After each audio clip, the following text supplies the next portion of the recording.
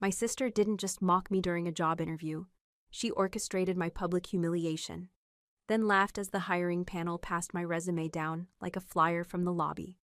What she didn't know, what none of them knew, was that the man she couldn't control, the one who walked into the room 10 minutes later, was my fiancé. Her smug smirk vanished the second she realized she wasn't the one pulling strings anymore. And by the time the meeting was over, she wasn't just humiliated. She was unemployed. My name is Jade Marlin. I used to let people like my sister talk over me, define me, reduce me. But this was the day I stopped shrinking to fit their picture and built the frame myself. Before we begin, tell me, where are you listening from right now? Have you ever been dismissed by your own family? Has someone close to you ever tried to erase your worth right in front of others? If this hits home, leave a 1 in the comments. And don't forget to subscribe, because the truth behind family drama, it's often not what it seems. This is my story, and I'm done apologizing for telling it. I grew up in the shadow of Camilla Marlin. 5 years older, 5 inches taller, 5 steps ahead in everything, or at least that's what everyone always said. To the outside world, Camilla was flawless. Class president, valedictorian, interned at a Fortune 500 company before her 21st birthday. She had the kind of poise that made people lean in when she spoke.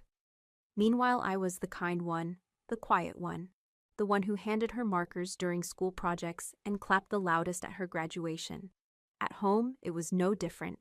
Dad called her his legacy. Mom said she had star power. Me, I was praised for being supportive, for knowing how to stay in my lane. But I didn't want applause. I just wanted to be seen. When I turned 25, I stopped trying to chase her version of success. I dove into system design, started freelancing for small startups, learning AI frameworks late into the night while my friends were out drinking. I wasn't flashy, I wasn't loud, but I got results. Clients came back, projects grew. I thought maybe I could finally move beyond the label of Camilla's sister. But it never worked that way. Camilla had a gift for dimming every light that wasn't her own. Even when I shared something I was proud of, like a client win or a new certification, she'd nod and say something like, "Well, it's a cute niche you've carved out," or worse, "That's adorable, you're still doing that little coding thing." One time I shared my portfolio with her, just hoping foolishly for feedback. She said nothing.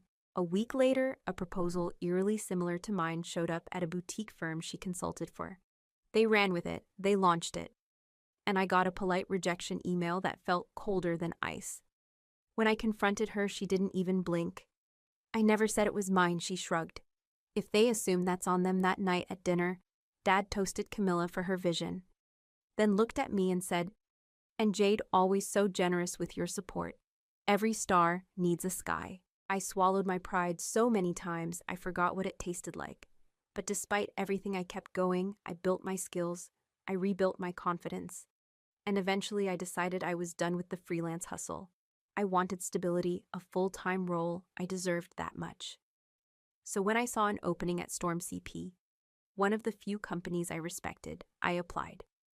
No strings, no inside help. I submitted my resume like anyone else and got an interview. What I didn't know was that Camilla, my sister, was not just an employee there. She was on the hiring panel. She knew I'd applied, and not once did she warn me not to prepare, not to suggest I try elsewhere, nothing. She let me walk in blind. And that's when I realized this wasn't just about me trying to rise. It was about her making sure I never would. The lobby of Storm CP was all glass and chrome, sleek, sharp, sterile. Every surface reflected something: power, hierarchy, and the fact that I didn't quite belong. I walked in alone, resume folder in hand. The corners already soft from being repacked too many times. A name badge hung from my neck like a warning label. Jade Marlin. And the moment I stepped into the waiting room, I felt it. I wasn't part of the circle. The other candidates were polished, confident. They wore designer suits and the ease of people who already knew someone on the inside. I forced a smile when one of them glanced my way. He didn't return it. I took the only open seat slightly off to the side, not quite within the semicircle of chairs. That was the first sign, like they'd left a spot for someone they expected not to stay long. Then the door opened and she walked in. Camilla Marlin, navy silk blouse, heels that echoed with authority, a travel mug in hand. lips tinted the exact shade of calculated dominance. She didn't blink when our eyes met, didn't nod, didn't flinch.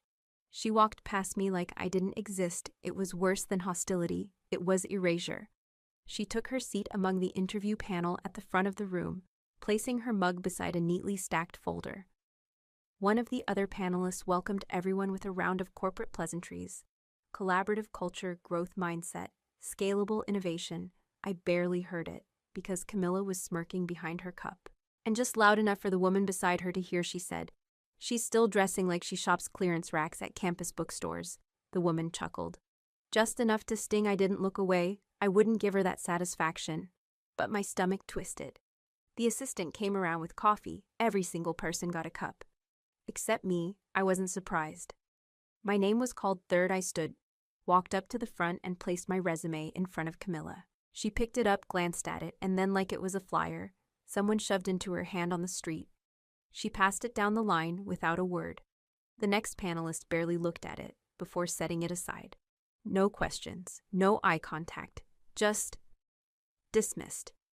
I sat down, my breath shallow. The clock on the wall ticked louder than it should have. And then I heard it. "She's here." Didn't think she was even in tech, followed by a stifled laugh Camilla's. But I didn't move. Didn't flinch. I made a mental note. The room had already made its judgment, and yet I remembered what my mother once said years ago before Camilla started calling herself a brand. Don't ever beg to be invited to a place you helped build. They started calling on candidates for open Q&A. Each person got a tailored question. Camilla smiled, nodded, gave notes. When it should have been my turn, the panel skipped over me twice. Then Greg, the smug executive with the Yale ring and slicked back hair, leaned back in his chair and said with a smirk, "So what makes you think you're ready for the big leagues?" His tone dripped with mockery, like he was talking to a hobbyist, not a peer. I opened my mouth, but Camilla snatched my resume again and began scribbling. With a red pen, I saw it from where I sat. Wrong major, wrong look, wrong fit. And at the bottom in block letters, unqualified. She slid it across the polished table with a satisfied smile. I could have cried. I could have walked out, but I didn't. I sat taller and said calmly, "Last year, I led an AI ethics redesign across 3 platforms. We reduced bias flag rates by 28% in under 6 months. Camilla cut in tone airy. She means she uploaded specs to platforms no one uses. While I was presenting in London, she was still sending cold emails. Chuckles followed. A cough disguised a laugh. Greg smirked, and I felt it happening again. But this time, I didn't shrink. I looked straight at her, not the panelist, not the executive, the sister who once read my diary out loud in middle school, the girl who told me you'll never be sharp enough for this world, and still.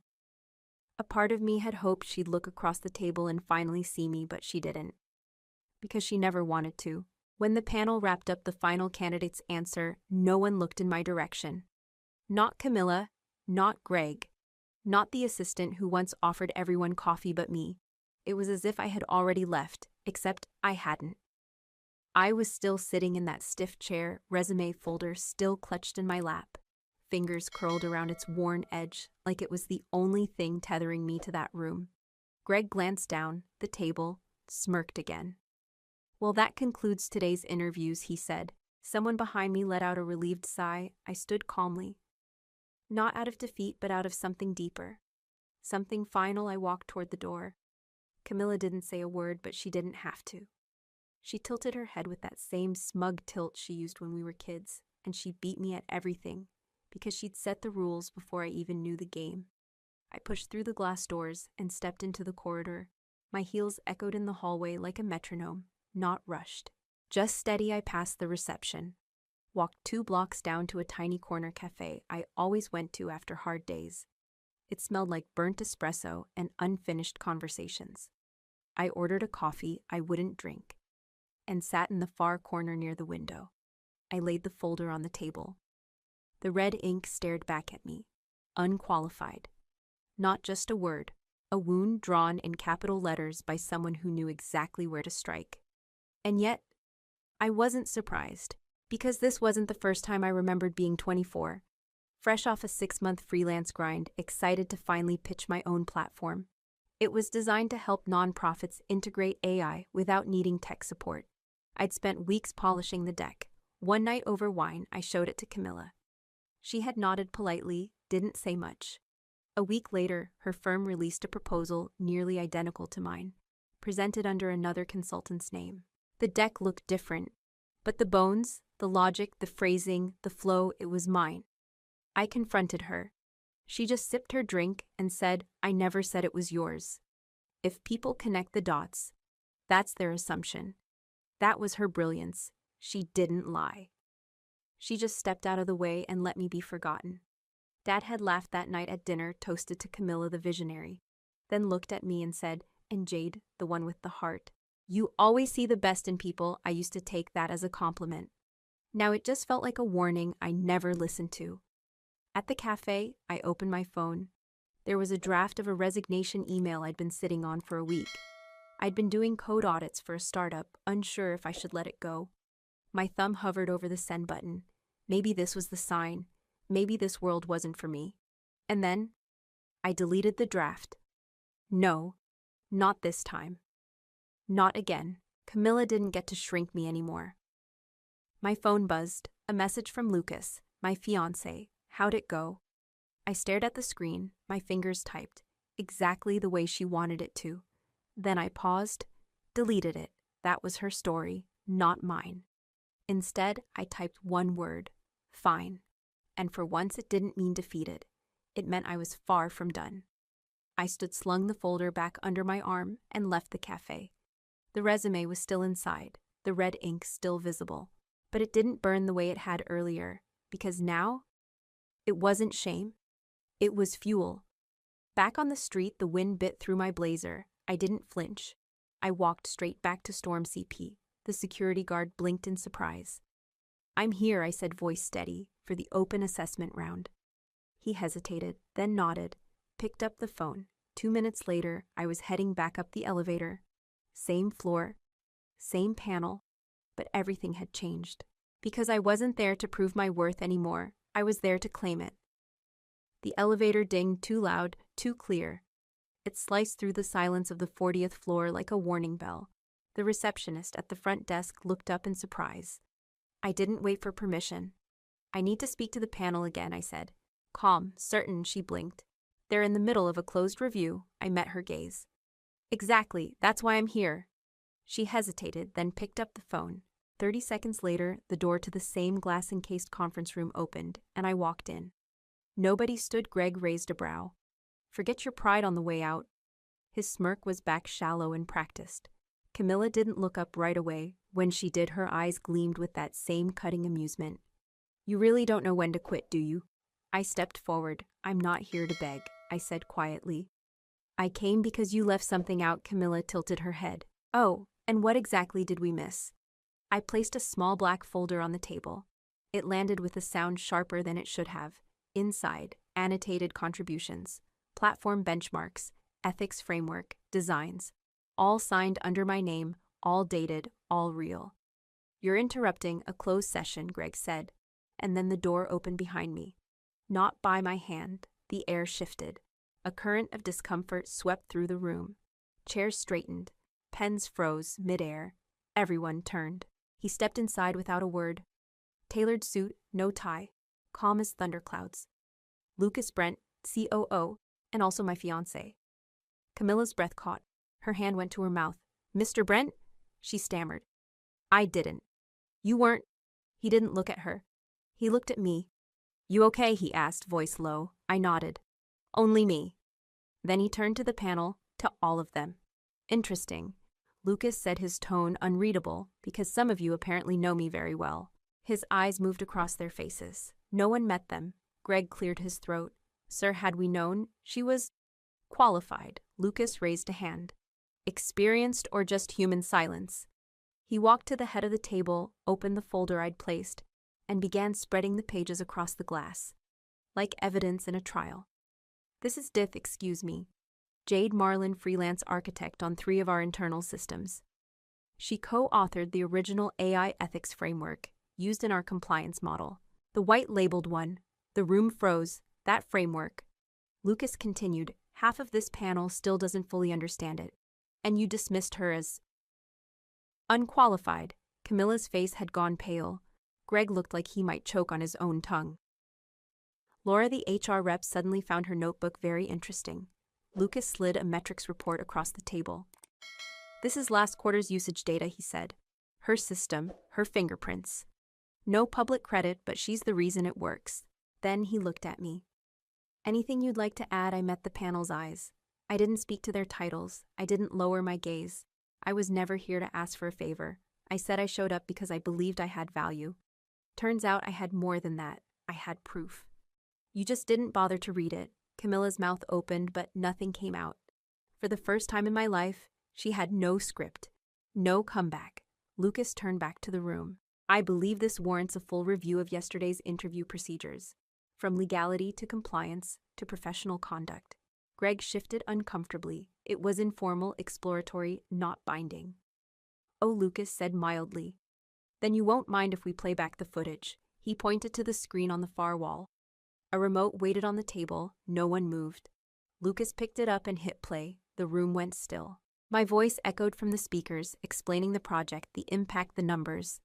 Then came Greg's smirk, Laura's forced chuckle, Camilla's sharp tone. "You'll always be beneath me, darling." No one said a word. By the time the clip ended, you could hear the breath leave the room. The legal rep leaned forward. "This isn't just bad judgment," he said flatly. "This is a reputational liability." Lucas looked at me. I didn't flinch, didn't cry, because I'd already done both alone in silence. Now I was just done being invisible. Camilla snapped. "She planned this." She barked, pointing at me like I was a thief. "She wanted this on record. It's manipulation." Her voice cracked at the end, louder than she meant. The silence that followed didn't come from shock. It came from exposure. I didn't answer. That silence, my silence, rattled her more than anything I could have said. She slammed her hand on the table. "I introduced you to him," she shouted. "Lucas, I brought him to Mom's birthday. You only met him because of me." I raised an eyebrow, kept my tone flat. "Yes, and when he chose me, you made sure no one else did." That pin drop pause. It hit the room like a storm behind closed windows. Lucas turned toward her. His voice was ice. "So you admit it," he said. "You interfered with her hiring prospects. You manipulated internal records."